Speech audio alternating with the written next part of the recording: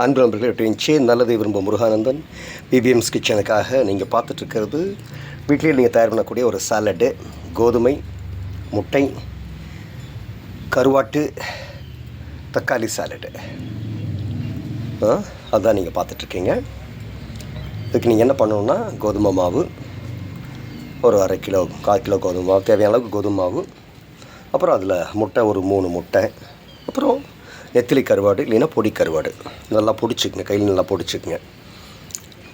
லேசாக தண்ணியில் நினச்சி பொடிச்சு உள்ளே போட்டு நல்லா கெட்டியாக அதை நல்லா பிசைங்க. பிசைஞ்சதுக்கப்புறமேல அதில் தேவையான அளவுக்கு மிளகாய் பொடி, மஞ்சள் பொடி, மல்லித்தூள் இதெல்லாமே போடுங்க. அப்புறம் மிளகாயை காரமாக வத்த மிளகாயை கொஞ்சம் சேர்த்தியே கிள்ளி உள்ளே போடுங்க. இப்போ அதையும் சேர்த்து பிசைங்க.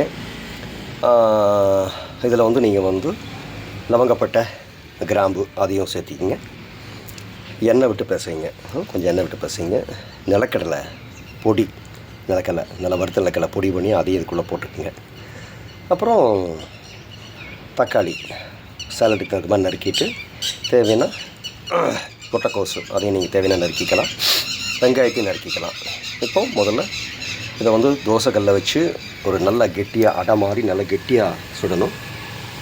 சுட்டுட்டு எடுத்து இப்போது ஒன்றுக்கு மேலே ஒன்று அடுக்கி அதில் தக்காளி வச்சு நான் உள்ளெல்லாம் லெமனெல்லாம் வச்சு லெமன்லாம் மேலே ட்ராப்ஸ் போட்டிருக்கேன், வெங்காயம் போட்டிருக்கேன். இப்போது ஒன்று மேலே ஒன்று வச்சு அடுக்கிறேன்.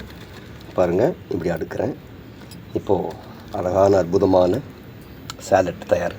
என்ன சாலடு? கோதுமை, முட்டை, கருவாட்டு, தக்காளி சாலட். ரொம்ப பிரமாதமாக இருக்கும். சாப்பிட்டு பார்த்துட்டு எனக்கு கமெண்ட் பண்ணுங்கள். பார்க்குறதுக்கு ரொம்ப அழகாக இருக்குது பாருங்கள். வெண்ணெய், வெண்ணெயோ நெய்யோ கடைசியில் விட்டுக்குங்க மேலே. நல்ல சுவையாக இருக்கும். சாப்பிட்டு பார்த்து சொல்லுங்கள்.